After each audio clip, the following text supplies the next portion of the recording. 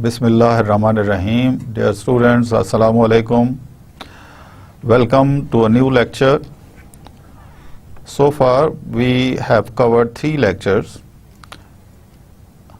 Before starting the next lecture, we will very quickly review what we have done in the previous lecture.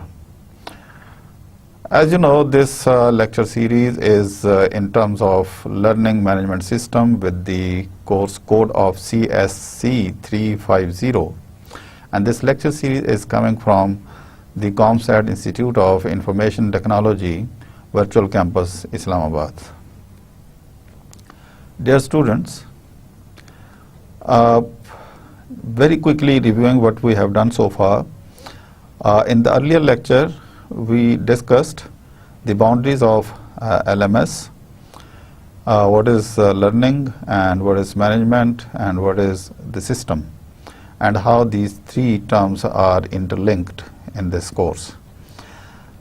Since this course is less technical and more elaborative in terms of management and skills, therefore our focus is around the boundaries of the management and learning and how the system can evolve around learning and the management.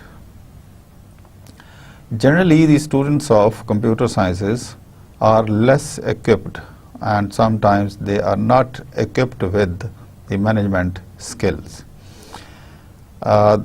This particular course, in addition to some other courses, has been added to the scheme of study to develop the managerial skills among the CS students, so that when they graduate, they should be able to sell out their products in a better way. They should be able to market their services on competitive basis. Students, in today's lecture, although our focus will be on the management of system in the global arena, because nowadays the economic activities, the sale and purchase, the transactions of hardware, software is not specific to the local boundaries of the country. Rather, every competitor now has to consider not only the local competitors, but he has also to compete in the international market. So with a view to competing with the international forces, with the countries where the software and the hardware expertise are very mature, this topic has been added to your course. So managing the system in the global arena, this will be our today's lecture. But before we formally start this lecture, let us very quickly review what we have done in the previous lecture. In the last lecture, we tried to understand the social responsibility of the corporations, what are their responsibilities towards the society where they are living, where they are doing their transactions, and the society where which is in fact the source supply of input, as well as the society, the society which is ultimate customer and the consumer of your product. So social responsibility we discussed. What is the social responsibility of the corporations or the businesses which are doing business activities and which have actually come from the society, which are the subset of society, how far or to what extent they should take care of the society from which they have come from. We discussed different perspectives of the social responsibility, and then what is the social responsiveness we also discussed in detail, and how conducting the social responsibility, how performing the social responsibility require us to pass through audit process, and what are the likely benefits of being socially responsible as a corporation. We discussed in detail, and We also studied the philanthropic attitude, the philanthropic aspect, which is very common in the countries like Pakistan, which is by its nomenclature an Islamic Republic of Pakistan. Then our discussion was extended to the sustainability of the organizations. What are different measures which can be taken to sustain in the market for a longer period of time, which definitely requires a long-term planning in addition to the short-term. Short-term, so many short-terms actually make a long-term. So long-term itself is nothing.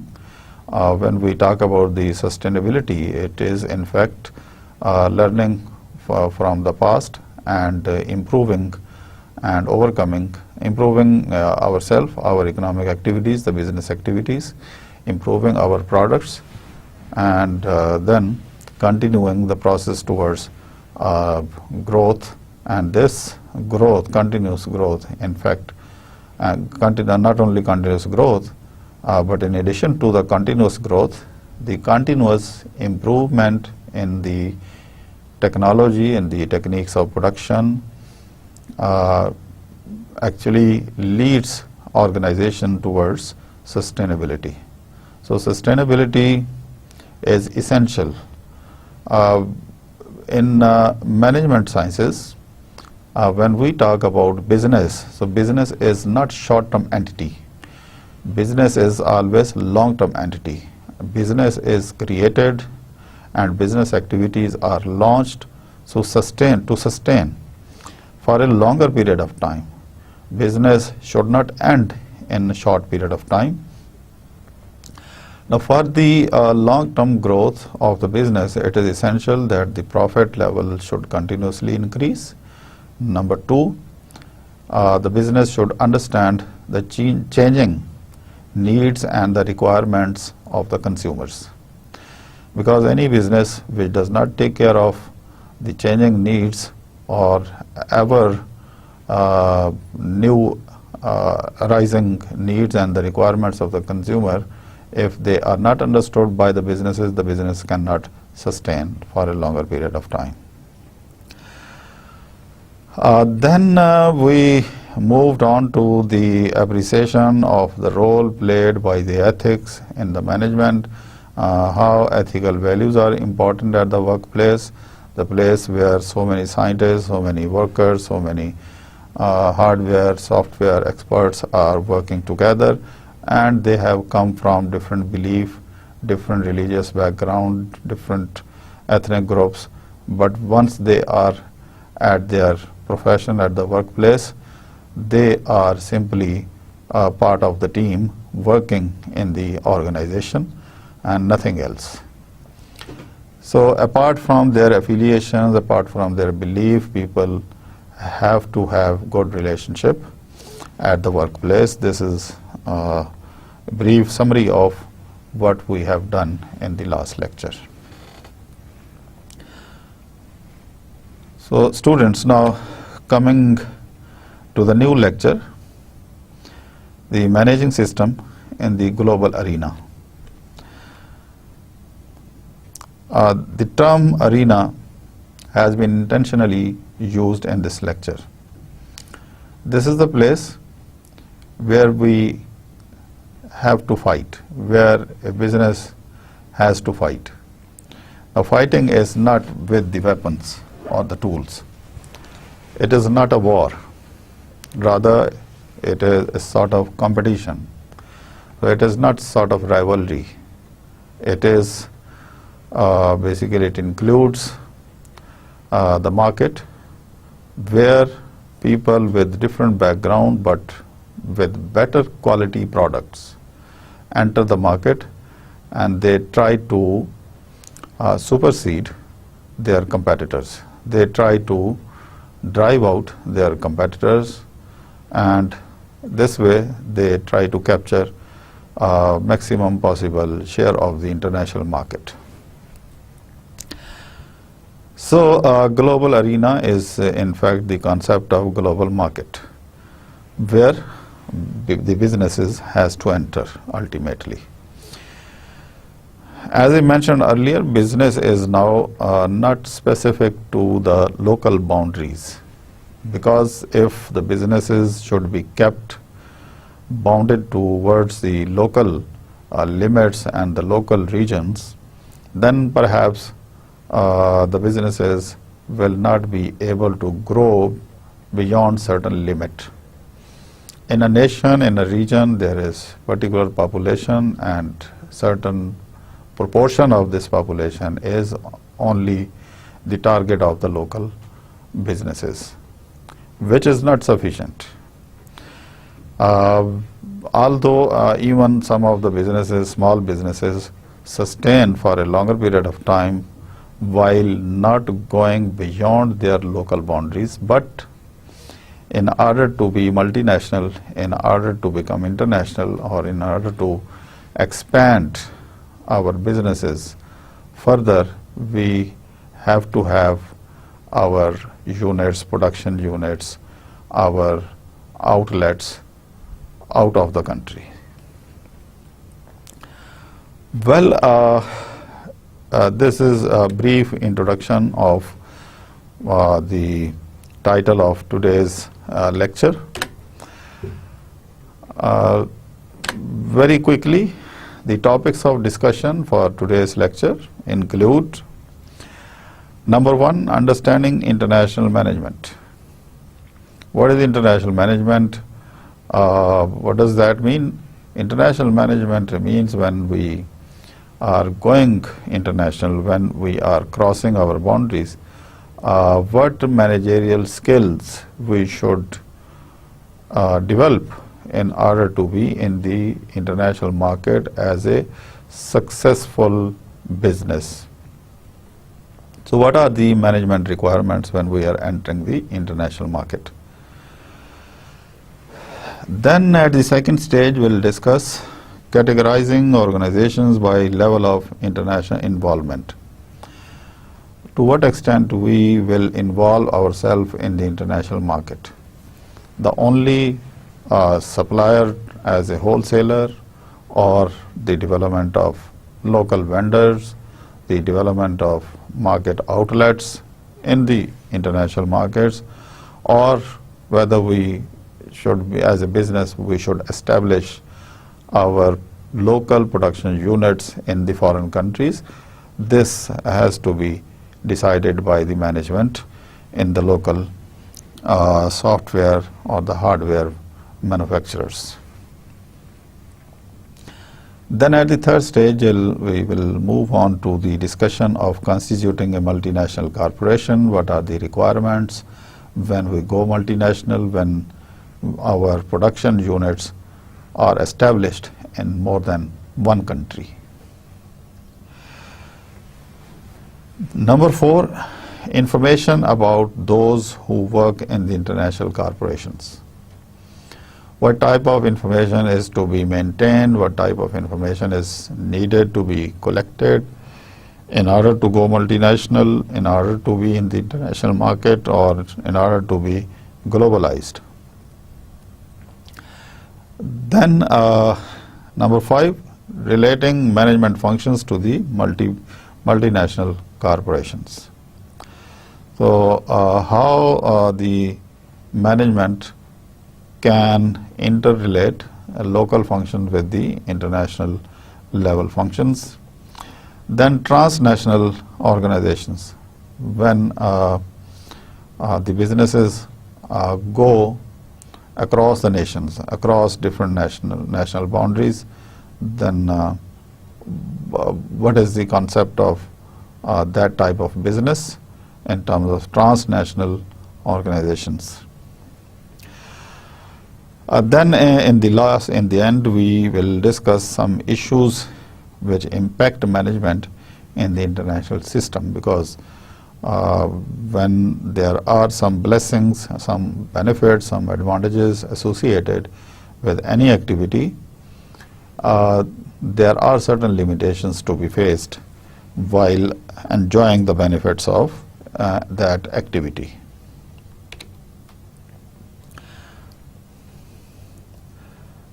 Well, starting from the first one, some fundamentals of international management. Performing management activities across national borders is known as the international management. So when we cross the border, when we cross our local border and we enter into the international boundaries, some managerial skills need to be developed. Secondly, reaching organizational activities by extending management activities to include an emphasis on the organization in the foreign countries. Now here, when we say the fundamentals of international management, what does that mean? It means now our performance as a business is not specific to the local boundaries. By the way, what is the difference between the local market and the international market? In the local market, when we are operating, our addressed customer is local. We can understand his needs, we understand his language, we can understand his background, we understand the income brackets within which people lie, whether they can purchase our products or they cannot purchase our product. Should we increase price or should we not increase price? So all these things are known to us. Similarly, in the local market, contrary to this, when we go international, number one, the language is a major constraint. So the management has to take care of the language barrier. Obviously, it involves additional cost. In what form? The product specification, the products related booklets, the product related packing which bears the description of the product has to be in the local language of the country where we are going to sell our product.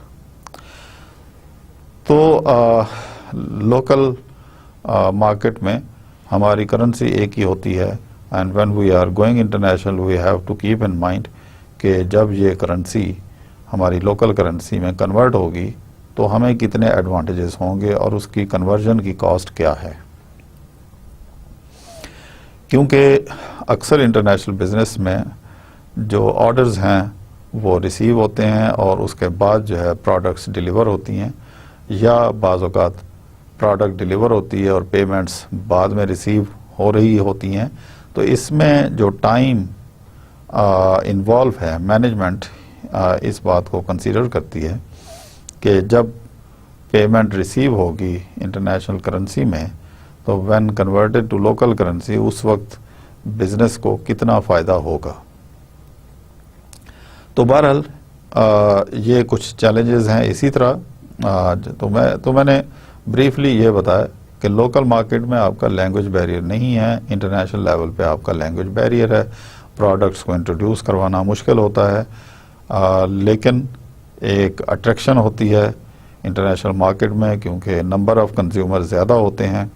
आप local market के in addition to the local market you are going international, जहाँ पे आपकी अगर 180 million population है and you are going to cell A product, you are going to introduce your product in Indian market, तो इसका मतलब यह है कि आप 1 बिलियन पॉपुलेशन को एड्रेस करने जा रहे हैं.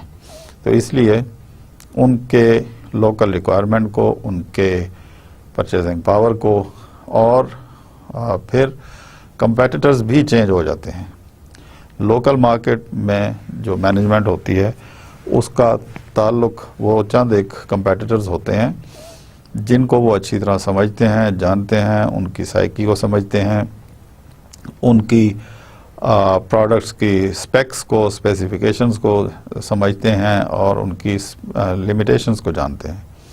इंटरनेशनल मार्केट में जो कि सिर्फ हम कंपेटिटर नहीं होते बल्कि एक ही कंट्री में अगर हम अपनी प्रोडक्ट सेल करने जा रहे हैं तो एट द सेम टाइम दुनिया के मुख्तलिफ कंट्री से وہاں پہ لوگ سیل کرنے آ رہے ہیں، تو ہمارا کمپٹیشن صرف اس کنٹری کی پروڈیوسرز یا فرمز کے ساتھ نہیں ہوتا، بلکہ انٹرنیشنل مارکیٹ میں ملٹیپل بہت سارے کنٹری سے کمپیٹیٹرز وہاں آ کے پروڈکٹ سیل کرتے ہیں. جیسے دبئی ایک انٹرنیشنل مارکیٹ ہے جہاں دنیا بھر سے لوگ آتے ہیں، تو پاکستانی اگر وہاں پہ اپنی پروڈکٹ سیل کرنے جا رہے ہیں، چاہے وہ ہارڈ ویئر کی فارم میں ہے یا سافٹ ویئر میں یا کوئی ٹولز ہیں یا کوئی اور پروڈکٹ، اس میں سب سے بڑا چیلنج نمبر آف کمپیٹیٹرز، ان کی technology, quality of their products,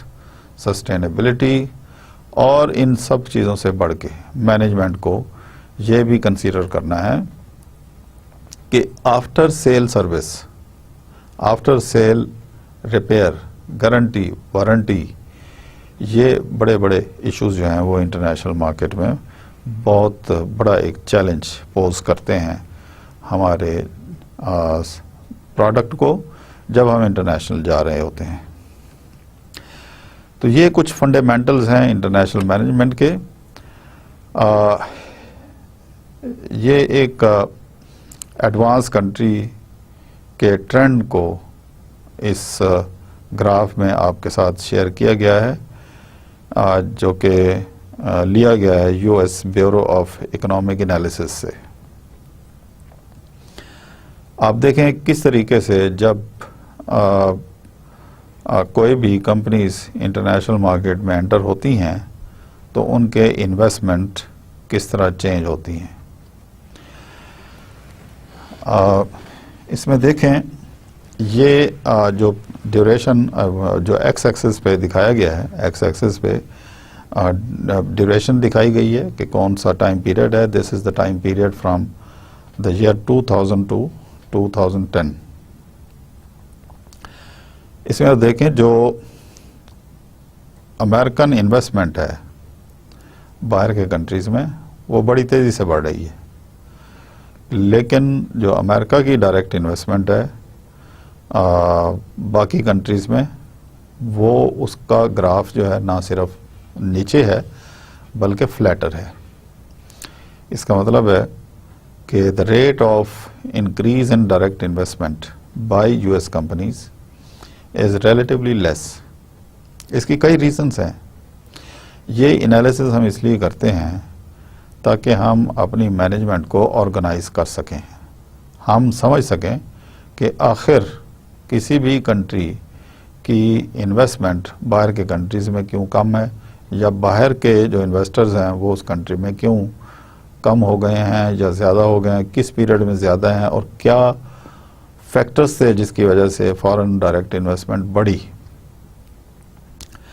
تو اسٹوڈنٹس، آپ کو معلوم ہوگا کہ یہ وہ پیریڈ ہے جس میں امریکن فورسز دنیا کے تقریباً کوئی 10 سینٹرز کے اوپر 10 ملکوں میں ڈائریکٹ یا انڈائریکٹ جنگ میں انوالو تھے، جس میں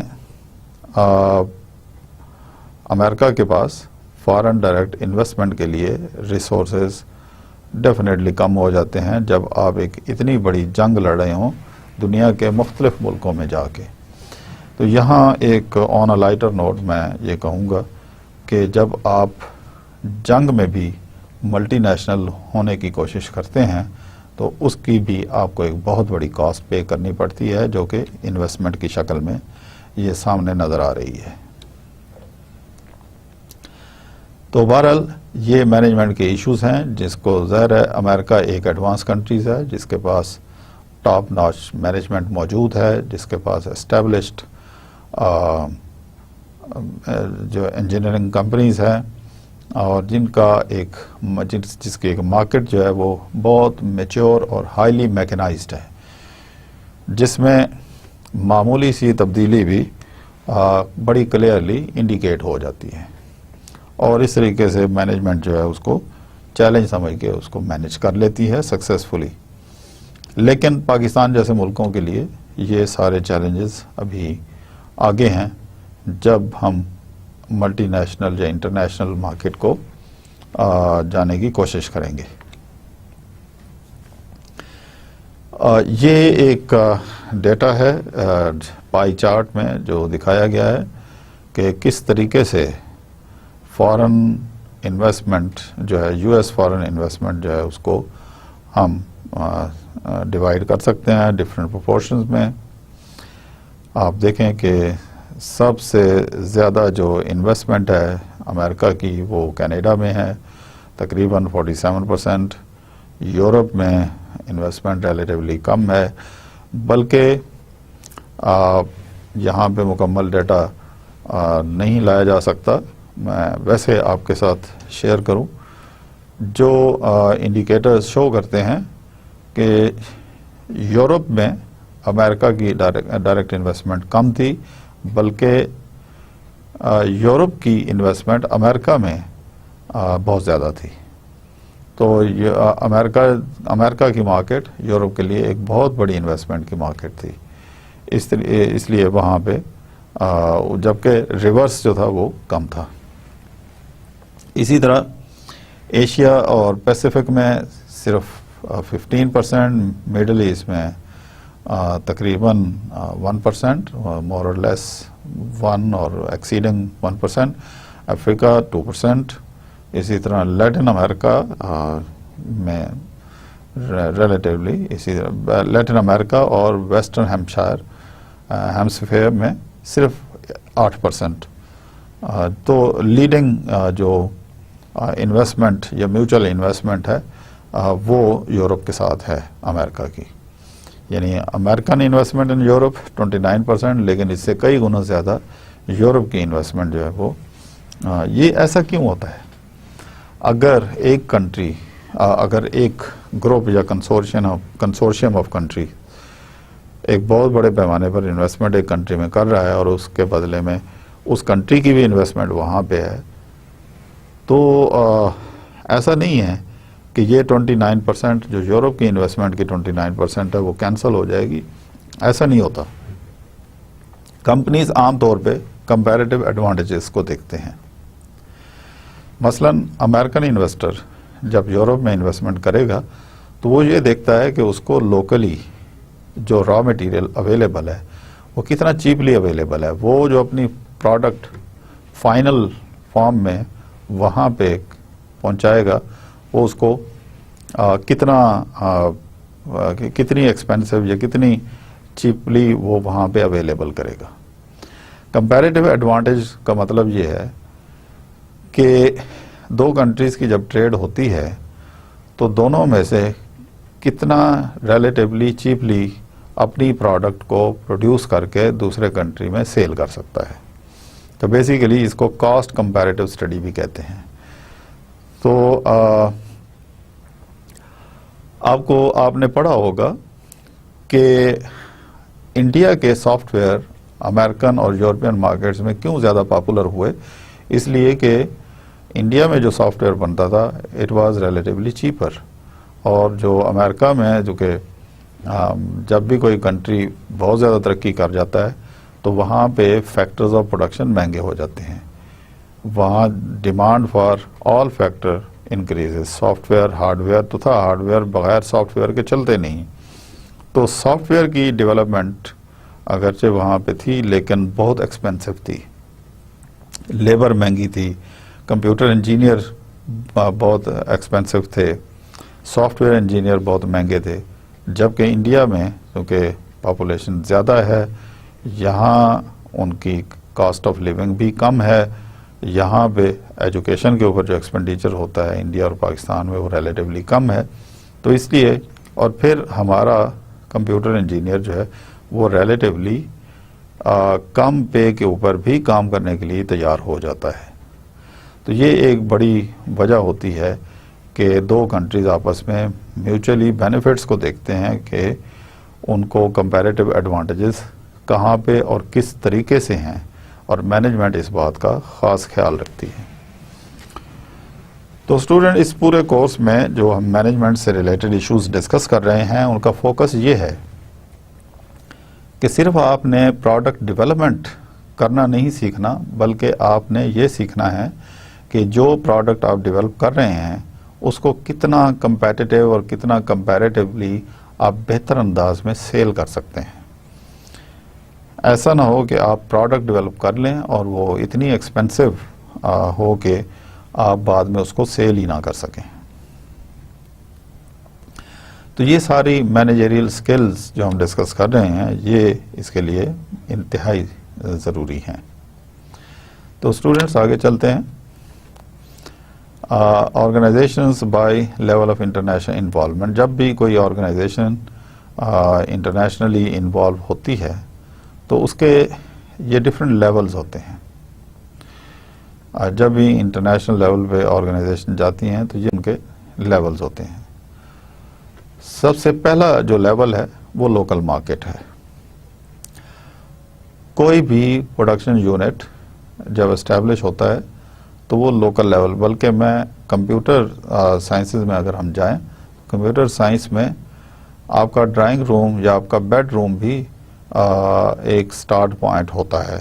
جب آپ گھر میں بیٹھ کے جہاں آپ اٹھتے ہیں، بیٹھتے ہیں، آپ سوچتے ہیں، اپنی تھنکنگ کو آرگنائز کر کے ایک سافٹ ویئر ڈیولپ کرتے ہیں یا کوئی ایسی پروڈکٹ آپ ڈیولپ کرتے ہیں جو فائنانشیل سیکٹر کے لیے یا مینوفیکچرنگ سیکٹر کے لیے یوزفل ہو سکتی ہے یا ایجوکیشن انسٹیٹیوشنز کے لیے یوزفل ہو سکتا ہے، تو آپ کا سٹارٹ جو ہے وہ گھر سے ہوتا ہے. لیکن یہاں جو ڈومیسٹک آرگنائزیشن سے مراد ہے وہ صرف گھر تک محدود نہیں ہے. اس کا مطلب لوکل باؤنڈریز ہیں.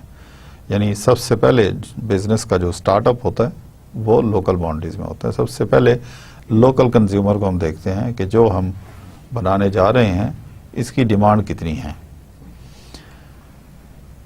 تو اور وہ کنزیومر کتنی تعداد میں ہے، اس کا سائز کتنا ہے. مثال کے طور پہ کسی زمانے میں پاکستان میں جو بینکس تھے، فائنانشیل انسٹیٹیوشنز جو تھے، وہ بہت ہی لمیٹڈ تعداد ہوتی تھی. اب ماشاءاللہ سے یہ financial sector relatively grown up ہے. ابھی بھی انٹرنیشنل سٹینڈرڈ پہ تو نہیں ہے لیکن ریلیٹیولی بیٹر ہے. اب آپ دیکھیں کہ سافٹ ویئر کی ڈیولپمنٹ جو ہے فائنانشیل انسٹیٹیوشنز کو کہاں پہ لے آئی ہے، انہوں نے چیک فری کر دیا ہے. چیک فری سے مراد اب آپ کو بینک جا کے چیک جمع کرانے کی، چیک کیش کرانے کی ضرورت نہیں ہے. پلاسٹک منی کا جو کانسیپٹ، یعنی یہ جو کریڈٹ کارڈ یا ڈیبٹ کارڈ آپ کی جیب میں ہے، یہ ایک سافٹ ویئر کی مدد سے آپ کو جو اماؤنٹ آف کیش جو آپ کی ریکوائرمنٹ ہے، جو آپ کی ٹرانزیکشن کی ریکوائرمنٹ ہے، وہ اس کو پورا کر رہا ہے. ایون چیک بھی اب آپ 24 آورز، کچھ اے ٹی ایم مشینز ہیں، وہ صرف اے ٹی ایم مشین نہیں ہے بلکہ آپ کے چیک بھی وہاں سے کریڈٹ اور ڈیبٹ ہوتے ہیں، بلکہ آپ کے بجلی کے بل بھی اسی سافٹ ویئر کی مدد سے پے ہو رہے ہیں. آپ کے اور یوٹیلیٹی بلز بھی اس کی مدد سے پے ہو رہے ہیں. آپ کے ایک اکاؤنٹ سے دوسرے اکاؤنٹ میں پیسے بھی اسی مشین کے ذریعے، اسی مشین میں جو سافٹ ویئر سیل ہوا ہے اس پہ یہ ہو رہا ہے. کیا ہم یہ سوچ سکتے ہیں کہ 60s میں تو نہیں، 60s تو بہت پہلے ہے. اگر آپ 80s اور 90s کے دور کو دیکھیں تو پاکستان میں یہ اس رسک کو لوگ سوچتے ہوئے بھی ڈرتے تھے. فائنانشیل انسٹیٹیوشن اس کو ایک بہت بڑا رسک کنسیڈر کرتے تھے کہ اے ٹی ایم مشین، نوٹوں والی مشین جو ہے وہ باہر لگا دی جائے. لیکن اب اس کی دیکھیں، اس کا جو سیکیور، اس کا کوئک اور ایفیشینٹ پروسیس ہے، اس نے کس طریقے سے ایک کمپیوٹر سافٹ ویئر کی مارکیٹ کو کیپچر کیا ہے. تو بہرحال after the establishment of the business in the local market, پھر نیکسٹ اسٹیپ آتا ہے کہ جب آپ انٹرنیشنل مارکیٹ میں انٹر ہوتے ہیں، جب آپ اپنی پروڈکٹ کو through trade center, through trade exhibition اپنے پروڈکٹ کو باہر جا کے انٹروڈیوس کرواتے ہیں. اور وہاں جو وزٹرز ہیں، جو کسٹمرز ہیں، جو انڈیویجول بھی ہو سکتے ہیں، جو کارپوریشنز بھی ہو سکتے ہیں، وہ آپ کی پروڈکٹ کو وہاں پہ بہتر طریقے سے دیکھتے ہیں، سمجھتے ہیں، اور پھر آپ کو ایک موقع ملتا ہے انٹرنیشنل مارکیٹ میں جانے کا. انٹرنیشنل مارکیٹ سے جب اس کو ہم ایکسپورٹ کہتے ہیں، جب انٹرنیشنل مارکیٹ میں ہم جاتے ہیں، جب ہماری آرگنائزیشن انٹرنیشنلی اپنی پروڈکٹ کو انٹروڈیوس کروا لیتی ہیں، ریکگنائز کروا لیتی ہیں، تو اس کو ہم ایکسپورٹس کہتے ہیں. تو ہم اپنی پروڈکٹ کو ایکسپورٹ کرنا شروع کر دیتے ہیں. جب یہ ایکسپورٹس اتنی زیادہ بڑھ جائیں کہ ہم ان آرڈرز کو لوکلی پورا نہ کر پائیں، اتنی ڈیمانڈ بڑھ جائے، تو پھر اس کو ہم پھر کہتے ہیں کہ اب ہمیں انٹرنیشنل سے ملٹی نیشنل جانا پڑے گا. ملٹی نیشنل سے کیا مراد ہے؟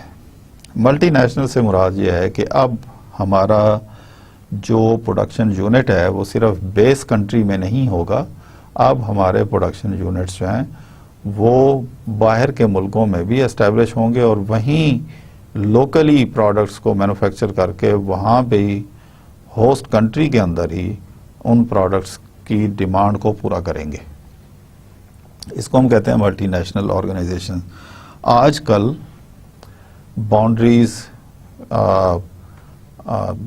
ریلیکس ہونے کی وجہ سے فری ٹریڈ کی ڈیولپمنٹ کے بعد، یعنی WTO ورلڈ ٹریڈ آرگنائزیشن کی ڈیولپمنٹ کے بعد ملٹی نیشنل آرگنائزیشنز کو کی اسٹیبلشمنٹ میں بہت ہیلپ ملی ہے.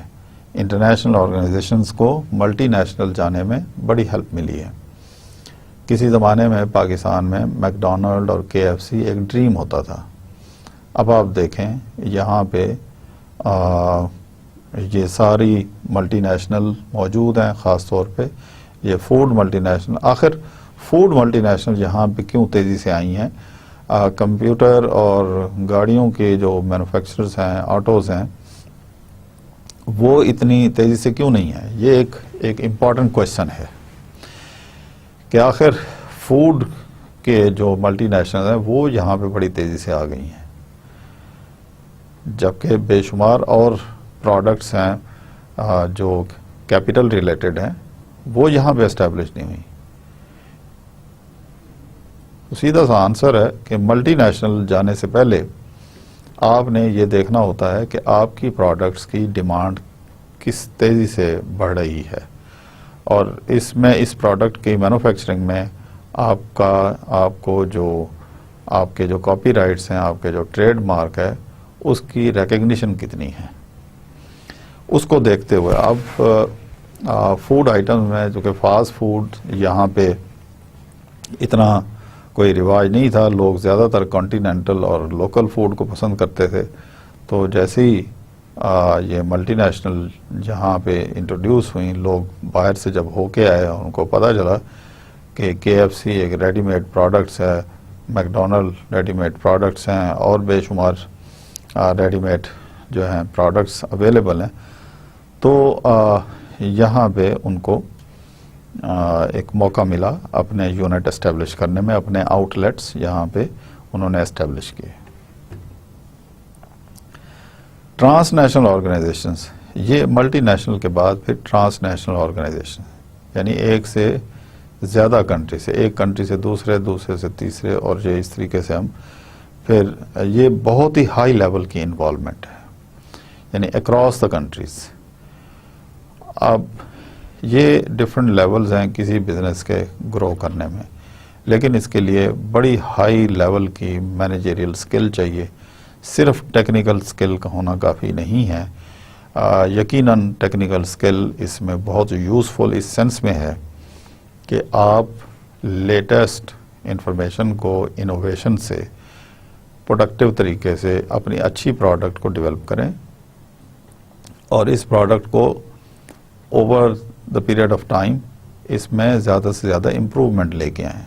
کنٹینیوس امپروومنٹ، کنٹینیوس چینج جو ہے وہ آپ کے لوکل سے انٹرنیشنل، انٹرنیشنل سے ملٹی نیشنل اور پھر ٹرانس نیشنل کی طرف ایک راستے کو کھول دیتی ہیں. تو اسٹوڈینٹس،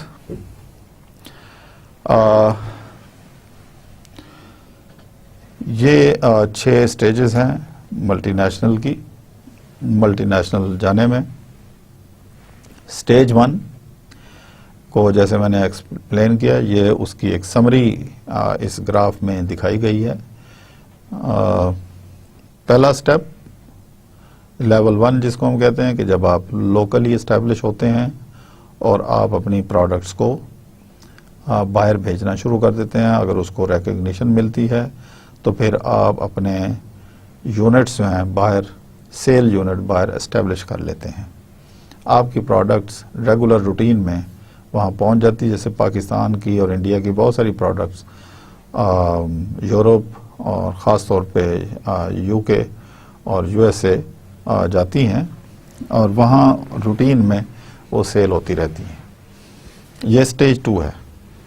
اسٹیج 3 میں ہمیں لائسنس لینے کی ضرورت پڑتی ہے for the use of patents اور پھر نو ہاؤ. اور یہ لائسنس جو ہے ہم جہاں پہ اپنا یونٹ اسٹیبلش کرنا چاہتے ہیں ان کو ہم پرمیشن دیتے ہیں کہ وہ ہمارے فارمولے کو یوٹیلائز کر سکیں, ہماری پروڈکٹ کو یوز کر سکیں. جیسے اگر پاکستان کے جو سافٹ ویئر ڈیولپرز ہیں اگر یہ کورین کمپنیز کے ساتھ, کورین کی بہت ساری کمپنیز ہیں, موبائل کمپنیز ہو سکتی ہیں, جس ایئر کنڈیشنر کمپنیز ہو سکتی ہیں, کیونکہ اب تو ایئر کنڈیشنر میں بھی سافٹ ویئر یوز ہو رہے ہیں.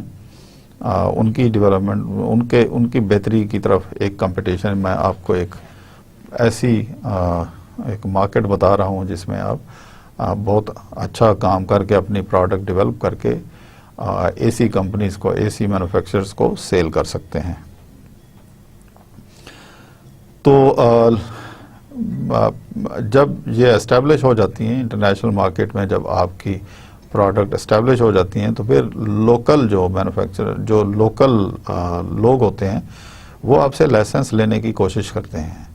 اب اس میں کئی طریقے ہیں. یا تو آپ اپنی مینجمنٹ کو انوالو کرتے ہیں اسٹرکٹلی, آپ صرف ان کو فارمولہ بنایا دیتے ہیں, سافٹ ویئر بنائے وہاں پہ آپ یہاں سے لوگوں کو ہائر کر کے یا مختلف ملکوں سے لوگوں کو ہائر کر کے وہاں پہ اپنا بزنس اور اپنے بزنس پوائنٹس جو ہیں وہ اسٹیبلش کرتے ہیں اور اپنے سافٹ ویئر کو وہاں ان کو بنا کر سیل کرتے ہیں.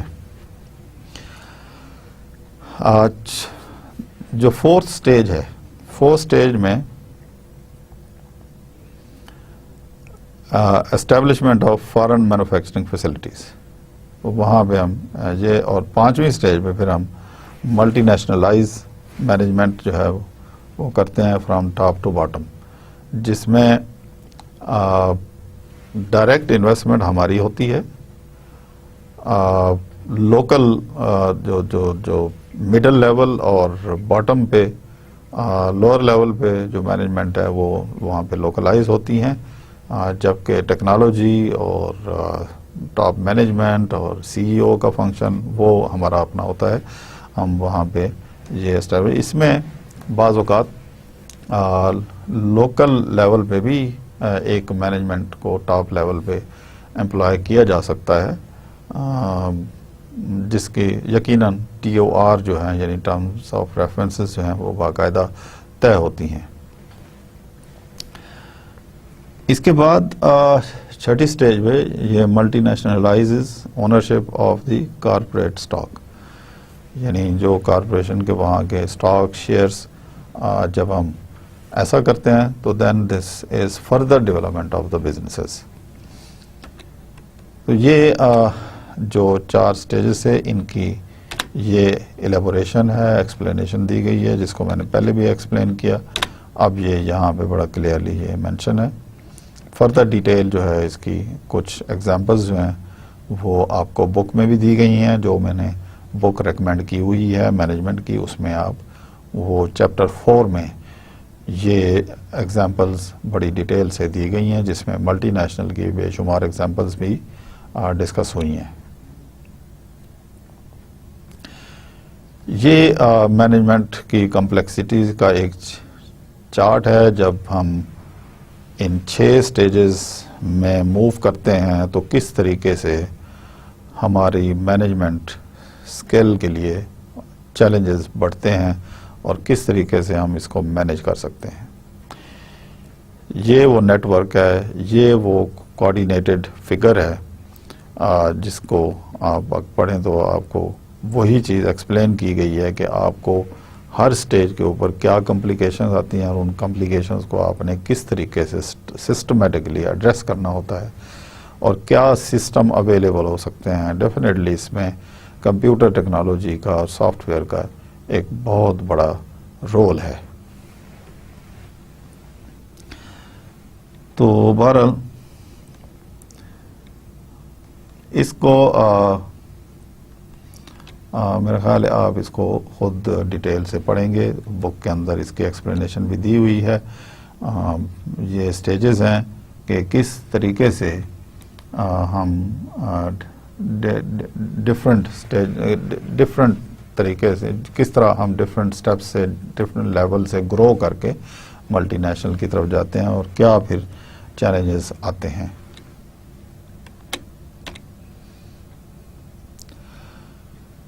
ملٹی نیشنل ہونے میں رسک کیا ہے؟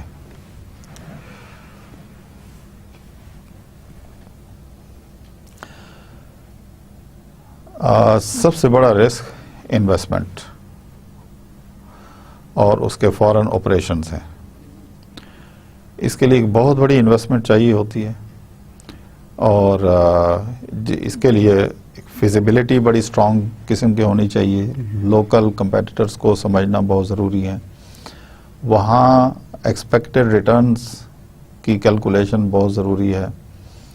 اگر ہمیں ان رسک کے بارے میں انڈرسٹینڈنگ نہ ہو, اگر ہماری مینجمنٹ جو ہے management fails to understand the challenges and the requirement of the investment اور وہاں کی کوالٹی آف دی پروڈکٹ اور ٹیکنالوجی جو آلریڈی باہر جو ہے وہ ایڈوانس ہے اور ہم ایک پرانی ٹیکنالوجی کے ساتھ جانا چاہ رہے ہیں, تو یہ انویسٹمنٹ ہمیں پے بیک نہیں کرے گی.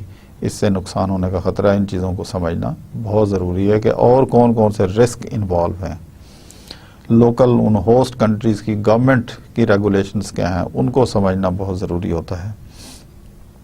انسرٹینٹی کا ایلیمنٹ کتنا ہے, کیا لوگ کریڈٹ پہ وہاں پرچیز کرتے ہیں, کیش پہ کرتے ہیں, کیا موڈ آف پیمنٹ ہے, فائنانشل پرابلمز وہاں پہ کیا ہو سکتی ہیں, کتنے عرصے میں انویسٹمنٹ جو ہے وہ جتنی انویسٹمنٹ ہوئی ہے وہ ریکور ہو سکتی ہے, پے بیک ہو سکتی ہے. ان چیلنجز کو سمجھنا انتہائی ضروری ہے.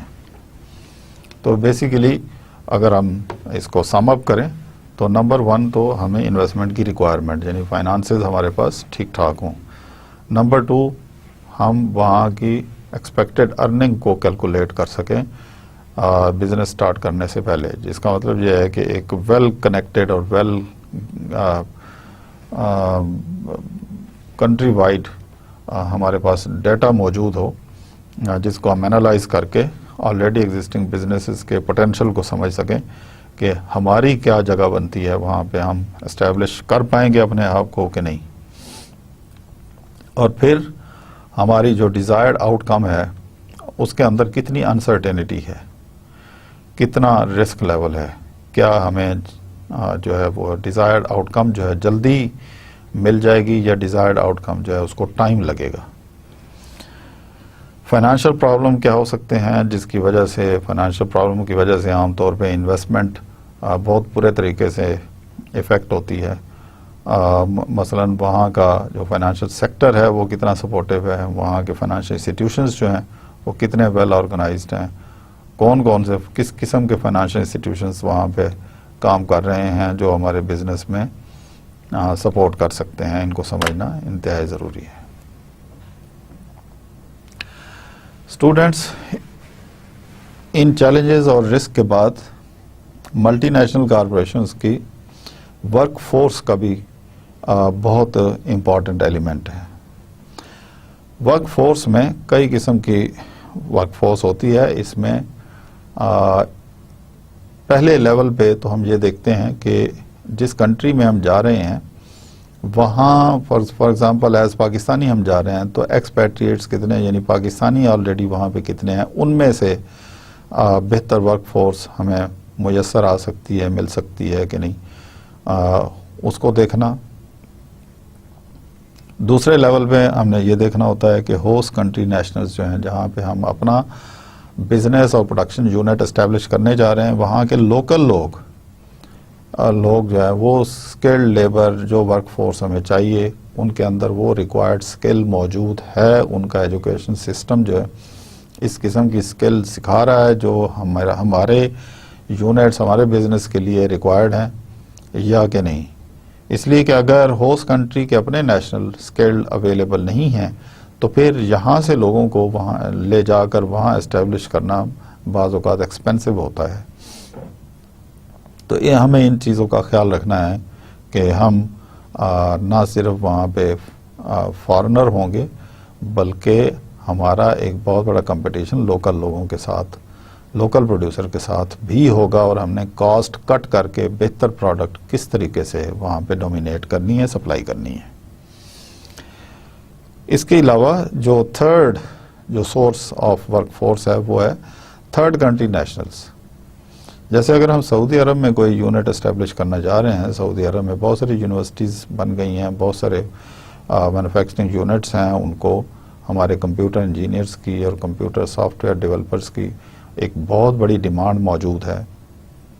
تو اگر کوئی سافٹ ویئر کمپنی سعودی عرب میں اپنا یونٹ اسٹیبلش کرنا چاہ رہی ہے تو اگر سعودی عرب کے لوکل لوگ اویلیبل نہیں ہیں مین پاور کی شکل میں اور پاکستانیز بھی وہاں پہ کوئی اتنی اسکلڈ لیبر اگر اویلیبل نہیں ہے تو کیا بنگلہ دیش, انڈیا یا اس طرح کے اور کنٹریز جہاں کی لیبر سستی ہوتی ہے وہ کتنی اویلیبل ہمیں ہو سکتی ہے, یہ فیکٹر پھر دیکھا جاتا ہے جس کے یہ بہت بڑے بڑے چیلنجز ہوتے ہیں. تو بہرحال ہمیں اپنی ورک فورس کو ان چیلنجز کو ہم نے ایڈجسٹ کرنا ہوتا ہے وہاں کے ایک نئے کلچر کے ساتھ, کیونکہ اگر ہم وہاں کے لوکل لوگوں کو اپنی کارپوریشنز میں ہائر کرتے ہیں, ان کو سروسز ان کو امپلائے کرتے ہیں, تو یہ دیکھنا ہوگا کہ ان نیو کلچر کے ساتھ ہم کس طرح ایڈجسٹ کریں گے, ان کی کیا ہیبٹس ہیں, ان کے کیا ایٹیچیوڈ ہیں, ان کی لینگویج کیا ہے, کیا وہ اس کو سمجھ سکتے ہیں, کیا ان کی ایجوکیشن اسکل ایسی لینگویج میں ہیں کہ جس کو ہم اپنا انپٹ جو ہے اپنی ریکوائرمنٹ جو ہے سمجھا سکیں اور وہاں کے لوکل جو ہیں وہ ہمارے ساتھ کمپلیٹ کوآرڈینیشن کے ساتھ کام کر سکیں. اچھا, بعض اوقات یہ جو ریپیٹریشن جو ہے ریپیٹریٹس جو ہیں وہاں پہ کام کر رہے ہوتے ہیں, اگر ہم ان کی سروسز ہائر کریں تو وہ کچھ عرصے کے بعد چھوڑ کے اگر پاکستان آ جاتے ہیں یا کہیں اور شفٹ ہو جاتے ہیں. This is also one of the issues and the challenge which has to be considered while hiring the services of these people. ہم نے اسٹوڈنٹس ہم نے پچھلے لیکچرز میں ڈسکس کیا تھا کہ مینجمنٹ کے فنکشنز کیا ہیں. آپ کو یاد ہوگا کہ مینجمنٹ کا سب سے بڑا فنکشن, پہلا فنکشن جو ہے وہ پلاننگ ہوتا ہے. جب ہم ملٹی نیشنل کی شکل میں جا رہے ہوتے ہیں تو ہماری پلاننگ کی جو ٹلٹ ہے وہ ڈفرینٹ ہو جاتا ہے, ہماری پلاننگ جو ہے اس کی ریکوائرمنٹس چینج ہو جاتی ہیں. مثال کے طور پہ اب جب کہ ہم ملٹی نیشنل جا رہے ہوں یا انٹرنیشنلی جا رہے ہوں تو ہمیں یہ دیکھنا ہوگا کہ امپورٹ ایکسپورٹ کی کیا سچویشن ہے, کتنا ٹریڈ بیلنس ہے, کتنا ٹریڈ گیپ ہے اور اس میں سے کتنا گیپ ہم فل کر سکتے ہیں. نمبر 2, لائسنس ایگریمنٹس کے ایشو, وہاں لوکل گورنمنٹ سے لائسنس لینا یا ان کے ساتھ کوئی لائسنس ریلیٹڈ ایگریمنٹ سائن کرنا, یہ کس حد تک مشکل ہے, کس حد تک آسان ہے, کتنی کاسٹ ہے اس کی, کتنی اینول فی وغیرہ, یہ سارے چارجز جو ہیں یہ دیکھنے پڑتے ہیں. اس کے علاوہ تیسرا جو بڑا چیلنج ہے وہ ڈائریکٹ انویسٹمنٹ کا ہے. کیا ڈائریکٹ انویسٹمنٹ وہاں پہ ہو سکتی ہے, اس کی کیا پلاننگ ہو سکتی ہے. ڈائریکٹ انویسٹمنٹ کا مطلب یہ ہے کہ نہ صرف آپ وہاں پہ انویسٹمنٹ کرتے ہیں بلکہ مینجمنٹ کا کنٹرول بھی آپ کے ہاتھ میں ہوتا ہے. تو کیا ملٹی نیشنل جاتے ہوئے یہ ساری کنسٹرینٹس جو ہیں, یہ جیسے ڈائریکٹ انویسٹمنٹ کا یہ سچویشن ہے وہ وہاں پہ کیا ہے. کچھ کنٹریز ایسے ہیں جہاں پہ ڈائریکٹ انویسٹمنٹ جب تک آپ کسی لوکل کو پارٹنر نہیں بناتے آپ ڈائریکٹ انویسٹمنٹ نہیں کر سکتے. جیسے سعودی عرب میں اور مڈل ایسٹ کے چند ایک اور ملکوں میں جب تک آپ کسی لوکل کو اپنے ساتھ نہیں ملاتے آپ ڈائریکٹ انویسٹمنٹ آپ کے لیے ڈائریکٹ انویسٹمنٹ کرنا مشکل ہے. جوائنٹ وینچرز کہاں تک ہو سکتا ہے؟ جوائنٹ وینچر سے مراد یہ ہے کہ آپ بھی انویسٹر ہیں, آپ کسی کے ساتھ مل کے وہاں لوکل انویسٹر کے ساتھ مل کے انیشیٹوز لینا چاہ رہے ہیں. اس میں کئی ارینجمنٹس ہو سکتے ہیں. وہاں ان کی بلڈنگ ہو سکتی ہے, آپ کی انجینئرنگ ایکسپرٹیز ہو سکتی ہیں, آپ کی یہاں سے جو اسکلڈ لیبر ہے وہ ہو سکتی ہے, اور وہاں وہ آپ کو اکوپمنٹ پرووائڈ کر سکتے ہیں. تو جوائنٹ وینچرز کی کیا فیزیبلٹی ہے, کیا اسکوپ ہے, اس کو دیکھنا بھی بہت ضروری ہے. اس کے علاوہ انٹرنیشنل مارکیٹ کے کچھ ایگریمنٹس ہوتے ہیں, جیسے یورپین یونین کے اپنے ایگریمنٹ ہے. یورپین یونین میں تقریباً کوئی 25 کے قریب ملک ہیں. انیشیلی 15 ملکوں سے یہ سٹارٹ ہوا, 13 پھر 15 اس طریقے سے یہ نمبر جو ہے بڑھتا گیا. تو یورپین یونین جو کہ فری ٹریڈ ایریا سے شروع ہوئی تھی, اب وہ کامن کرنسی کی سٹیج پہ ہے. تو جو اس یونین کے اندر انٹر ہونا, ان کے کسی یورپ کے کسی ملک میں اپنا یونٹ جا کے اسٹیبلش کرنا ایک بہت بڑا چیلنج ہوتا ہے, اور اس کو کیسی اس کی پلاننگ کرنی ہے یہ سارا جاننا بہت ضروری ہے. اسی طرح بہت سارے ملک ہیں جیسے North American free trade area ہے, نیفٹا اور ایپیک ہے. اسی طرح اور بھی دنیا کے بہت سارے گروپ ہیں, جو جس طرح گلف کونسل ہے, گلف کنٹریز کی کونسل ہے بنی ہوئی, اس کے وہ بھی چیلنجز ہوتی ہیں. جب ہم گلف کنٹریز کے اندر انٹر ہوتے ہیں تو ہمیں ان کی ریگولیشنز کو بھی مد نظر رکھنا پڑتا ہے پلاننگ کرتے ہوئے. دوسرا جو فنکشن مینجمنٹ کا ہے, یہ ہم نے ڈسکس کیا تھا, آرگنائزیشن, یعنی آرگنائزنگ دی اسٹرکچر. ڈیفینیٹلی جب لوکل مارکیٹ میں ہم پلاننگ اور آرگنائزیشن کر رہے ہوتے ہیں تو لوکل اسٹرکچر کو دیکھا جاتا ہے, لوکل ٹائپس آف ریسورسز کو دیکھا جاتا ہے. لیکن انٹرنیشنل مارکیٹ میں یہ ساری چیزیں چینج ہو جاتی ہیں. ہم نے سلیکشن آف مینیجرز اور آرگنائزیشن کا اسٹرکچر, ان چیزوں کا خاص خیال رکھنا ہوتا ہے. پھر فارن آپریشنز میں مینیجریل ایٹیچیوڈ کیا ہوگا, جیسے ہم نے پہلے ڈسکس کیا کہ اس آرگنائزیشن کے اسٹرکچر میں فارنرز بھی انوالو ہوتے ہیں, ایکسپیٹریٹ بھی انوالو ہوتے ہیں, اور وہاں پہ اور ملکوں کے لوگ بھی آئے ہوتے ہیں جو آپ کے بزنس میں کہیں انوالو ہو سکتے ہیں. تو ان کو کس طریقے سے ان تمام ایکٹیویٹیز کو ہم نے آرگنائز کرنا ہے, یہ سارے چیلنجز جو ہوتے ہیں انٹرنیشنلی ہوتے ہیں. اسی طرح انفلوئنسنگ, لوکل مارکیٹ میں انفلوئنسنگ بہت آسان ہے. کلچر ایک جیسا ہوتا ہے, لوگ ہم ایک دوسرے کو سمجھتے ہیں, علاقے کو سمجھتے ہیں کہ اس علاقے کے لوگ جو ہیں کس طرح ہوتے ہیں, ان کے ساتھ کیسے ڈیل کرنا ہے, ان کو کیسے سمجھنا ہے, اس کو کیسے اس کے اندر امپرومنٹ لے کے آنی ہے اگر وہ غلطیاں کر رہے ہیں. لیکن انٹرنیشنلی کلچر ڈیفرنٹ ہو جاتا ہے, اس کو بہت ہی احتیاط سے دیکھنا پڑتا ہے. اس پہ کچھ کلچرل ویلیوز کو بھی, ایک یہ ہافسٹیڈز کلچر ویلیوز, یہ مینجمنٹ کا one of the gurus in the management یہ ریکمینڈ کرتا ہے کہ ان کلچر ویلیوز کو یقیناً دیکھنا چاہیے جب ہم انفلوئنسنگ کی سٹیج پہ جا رہے ہوں, کہ پاور ڈسٹنس کتنا ہے, انسرٹینٹی سے کتنا ہم اوائڈ کر سکتے ہیں. انڈیویجولزم اور کولیکٹیوزم کا خیال رکھنا ہے کہ انڈیویجول کو ایک کولیکٹیو گول کی طرف کیسے لے کے آنا ہے, الٹیمیٹ جو گول. اسی طرح جو جینڈر سے یعنی میسکولینٹی اور فیمینٹی جو ہے, اس کا بھی خیال رکھنا ہے, کیونکہ ہر جگہ لوگوں کی ویلیوز ہوتی ہیں. خواتین کو وہاں پہ کیسے, خواتین ورکر ہیں تو ان کو کیسے ڈیل کرنا ہے, ان کو سسٹم کے اندر کیا ان کے ورکنگ آورز, کیا ویلیوز ہیں, کیا ان کی لیو پروسیس ہے, کتنے آورز وہ کام خواتین سے ہم کروا سکتے ہیں, کتنے آورز دوسرے میل سے ہم کروا سکتے ہیں, اور ان کو کس طریقے سے سمجھانا ہے. یہ ساری چیزیں جو ہیں اگر کوئی ہم ٹارگٹ اچیو نہیں کر پا رہے اس میں چینج لانی ہے. اگر وہ میل ورکر ہے تو اس کو کیسے ڈیل کرنا ہے, فیمیل ورکر ہے تو اس کو, یہ سارے چیلنجز ہیں. تو short term long term orientation کا بھی خیال رکھنا پڑتا ہے. یہ ساری چیزیں جو ہیں انفلوئنسنگ. اسی طرح کنٹرول جو ہے, کنٹرولنگ میں لیبر کاسٹ, پروڈکٹ کوالٹی اور انوینٹری, یہ بڑے چیلنجز ہوتے ہیں. ان کا خیال رکھنا پڑتا ہے کہ لیبر کتنی ایکسپینسو ہوگی, پروڈکٹ کی کوالٹی, جیسے میں نے پہلے مینشن کیا, کوالٹی کو ہم نے انٹرنیشنل سینیریو میں دیکھنا ہوتا ہے لوکل سینیریو کی بجائے. اسی طرح انوینٹریز کی مینٹیننس, کہ کتنا سٹاک ہم پروڈیوس کر کے رکھ لیں, کتنا اوکیجنلی یہ جو سٹاک ہم نے بنا کے, جو پروڈکٹس ہم نے بنا کے رکھی ہیں وہ سیل آؤٹ ہو جاتی ہیں, کس سیزن میں زیادہ سیل آؤٹ ہوتی ہیں, کس سیزن سے کہاں, کس منتھ سے کس منتھ تک ہم نے انوینٹریز کو بڑھانا ہے, اور کن منتھس میں انوینٹریز کو ہم نے ڈپلیٹ کرنا ہے, کم کرنا ہے گریجولی.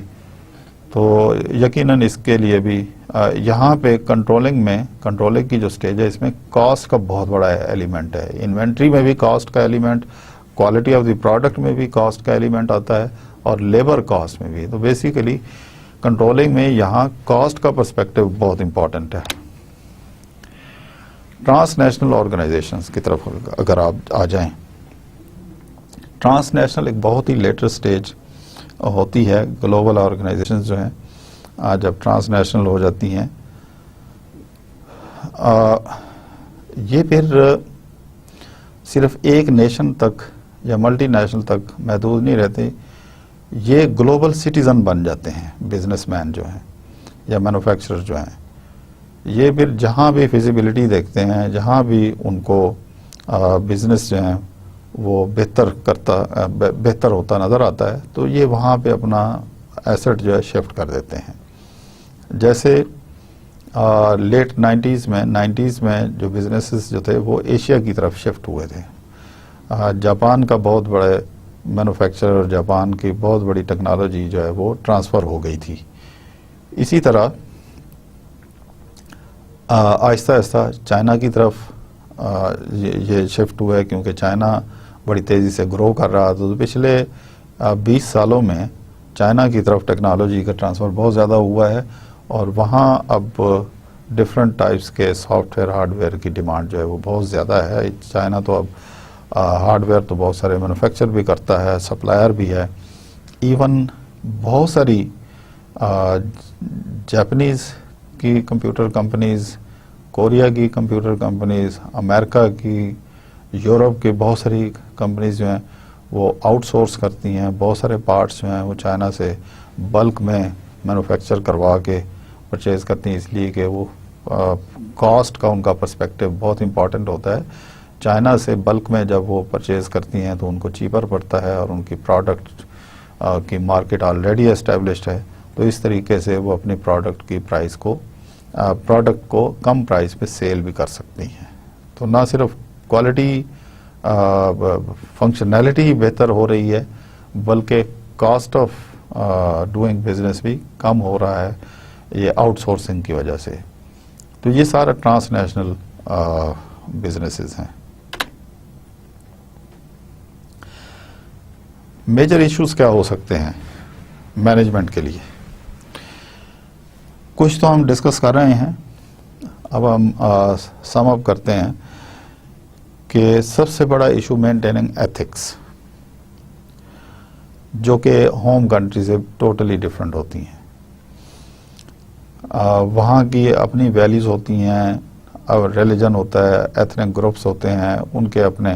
اسی طرح ہیومن رائٹس کی وہاں پہ علیحدہ رولز ریگولیشنز ہیں, ان کو ریسپیکٹ کرنا بہت ضروری ہوتا ہے.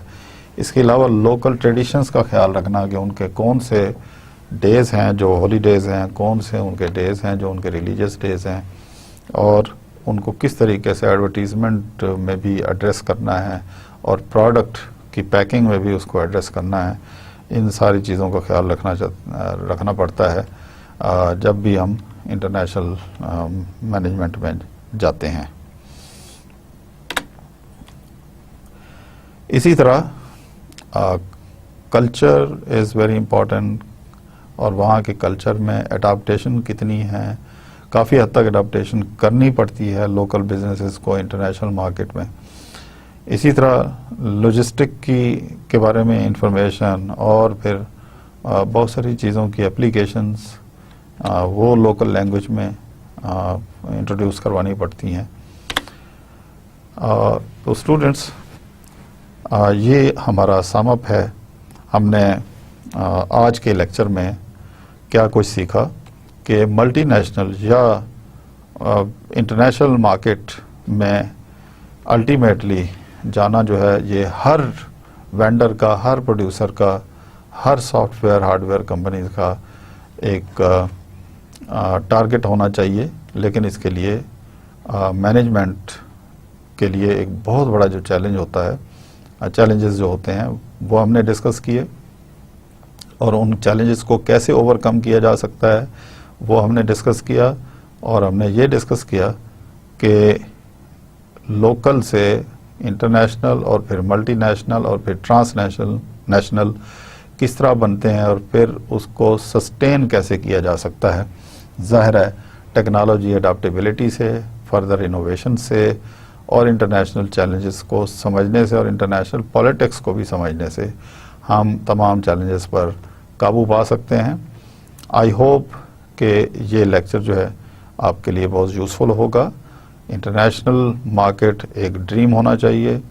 میرا خیال ہے ہمارے جو سافٹ ویئر انجینئرز ہیں، ہارڈ ویئر انجینئرز ہیں، ان کو انٹرنیشنل مارکیٹ کو یہاں بیٹھ کے ایکسپلور کرنا چاہیے، اور اپنا ایک ٹریڈ مارک ڈیولپ کرنا چاہیے، کاپی رائٹس ڈیولپ کرنے چاہیے، تاکہ پاکستانی کمپیوٹر سائنٹسٹ جو ہیں وہ لوکل مارکیٹ سے نکل کر انٹرنیشنل اور پھر ملٹی نیشنل کی شکل میں دنیا میں پاکستان کا نام روشن کر سکیں اور اپنے آپ کو منوا سکیں.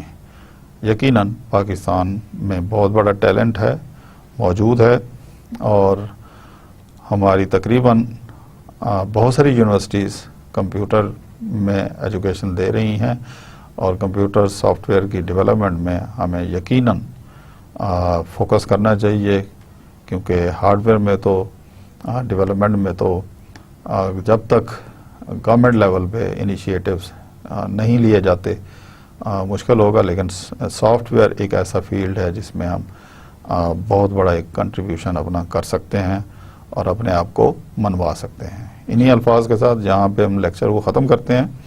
انشاءاللہ اگلے لیکچر میں پھر ملاقات ہوگی نئے ٹاپک کے ساتھ، نئے ایشوز کے ساتھ اور نئے چیلنجز کے ساتھ. اللہ حافظ.